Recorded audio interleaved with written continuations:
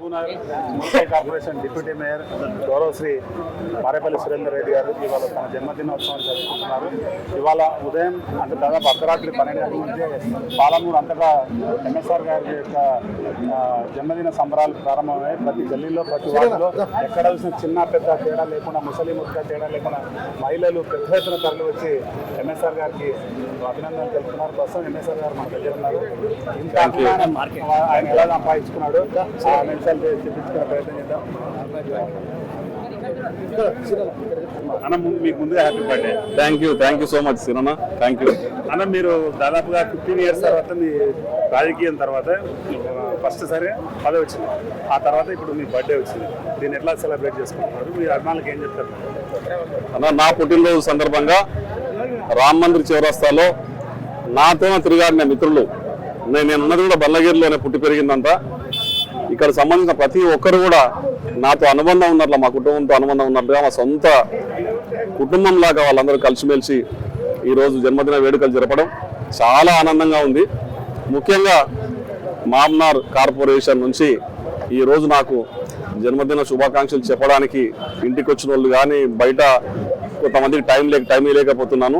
ఎటు నుంచి వచ్చినా సరే జన్మదినం సందర్భంగా నాకు విశేష చెప్పిన ప్రతి ఒక్కరికి కూడా మనస్ఫూర్తిగా ధన్యవాదాలు తెలియజేస్తూ, ఈడ పుట్టినందుకు దైవసాక్షిగా ఈ గడ్డకు మాత్రం ఏదో చేయాలనే కోరికతోనే ఉన్నా. ప్రతి ఒక్కరు కూడా ఈరోజు ఈ ప్రేమను చూపిస్తూ ఉంటే కోట్ల రూపాయలతో కూడా ఈ ప్రేమను పోల్చలేము. మనిషి ప్రాణం కన్నా విలువైంది ఈ ప్రేమ. నేను చెప్తా ఉన్నా, నాకు వచ్చిన ఈ దేవుడిచ్చిన అవకాశాన్ని ప్రతి ఒక్కరి కోసం వారికి సేవ చేయడానికి, ఈ గడ్డకి ఏదో చేయడానికి ఖచ్చితంగా మహబూబ్నగర్ కార్పొరేషన్ను నా చేతనంతగా మార్చి చూపించడానికి, వీరి ప్రేమను పొందడానికి ఏ ఆపేక్ష లేకుండా నిస్వార్థంగా దైవ సాక్షిగా ఈరోజు నా బర్త్డే రోజు చెప్తా ఉన్నాను. నాకు ఇది ఒక కర్మభూమి. ఇక్కడే పుట్టి ఇక్కడే పెరిగిన సొంత ఊరు నా చేగుంట అయినా పుట్టి పెరిగిన కర్మభూమి పాలమూరే నాకు. కాబట్టి ఈ పాలమూరు రుణం తీర్చుకోవడానికి భగవంతుడు అవకాశం ఇచ్చారు నాకు. ఖచ్చితంగా ఈ గడ్డ రుణం తీర్చుకుంటాను. ప్రతి ఒక్కరికి న్యాయం చేస్తాను, ప్రతి ఒక్కరికి అందుబాటులో ఉంటాను. వీరి ప్రేమను మరి రెట్టింపు చేసుకొని రాబోయే కాలంలో వీరి కష్టాల్లో సుఖాల్లో పాలు పంచుకొని ప్రతి ఒక్కరికి అందుబాటులో ఉంటాను. భగవంతుని దయ వలన రాబోయే కాలంలో పాలమూరు గడ్డకు ఖచ్చితంగా ఏదో ఒకటి చేసి పాలమూరు గడ్డ రుణం తీర్చుకుంటానని తెలియజేస్తా ఉన్నాను. థ్యాంక్ యూ అన్న. మీకు పదవి వచ్చిన తర్వాత తొలి బర్త్డేది ఇన్ని వేల మంది వచ్చి విషయం చెప్తున్నారు. మీ రాజకీయ భవిష్యత్తు ఉజ్వలంగా ఉండాలని కోరుకుంటున్నారు. ఎలా ఉండబోతుంది మీ రాబోయే ప్రణాళిక?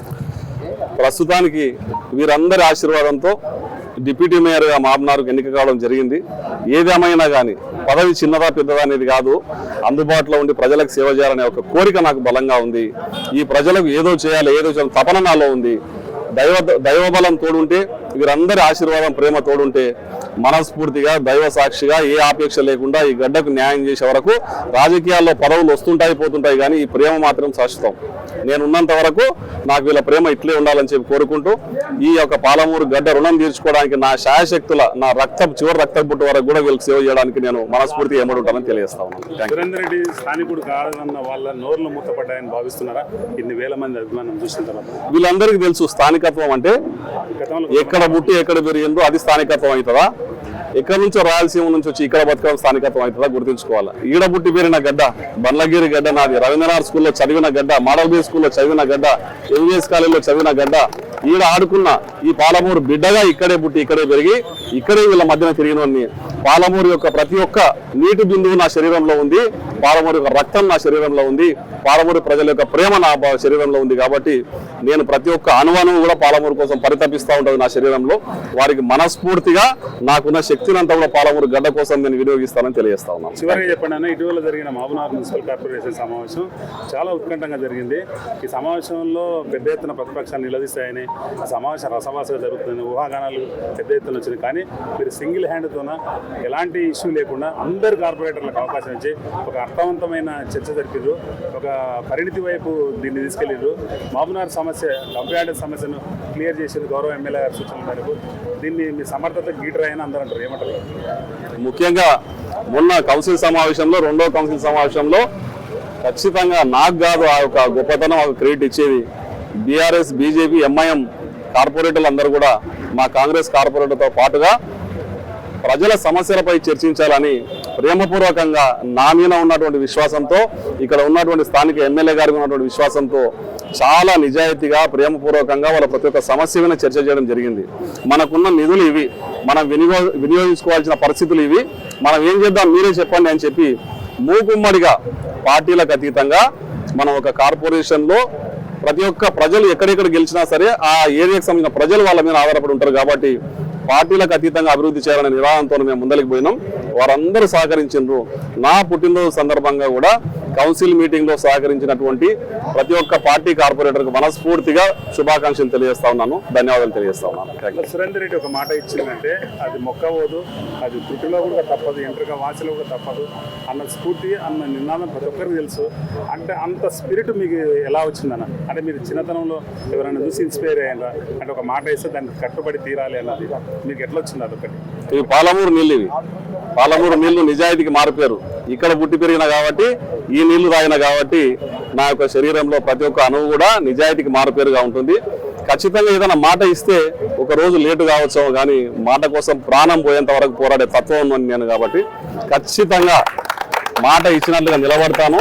మాట మీద పనిచేయడానికి నేను మాట ఇచ్చేటప్పుడే నేను 1-4 సార్లు ఆలోచన చేసుకుని మాట ఇస్తాను. ఒకసారి ఇచ్చినామంటే మాత్రం దాన్ని నిలబెట్టుకుంటాం. ఖచ్చితంగా పాలమూరు ప్రజల ప్రేమను పొందడానికి అనుక్షణం వాళ్ళ కోసం పరితపిస్తూ ఉంటాను. మన అదృష్టం ఏంటంటే మళ్ళీ ఈ వేదిక మీద చెప్తా ఉన్నా, మనకు మంచి నాయకత్వం ఉంది. ఎమ్మెల్యే ఎన్ఎన్ శ్రీనివాసరెడ్డి గారి ఆధ్వర్యంలో ఎవరి స్వేచ్ఛ వాళ్ళకు ఉంది.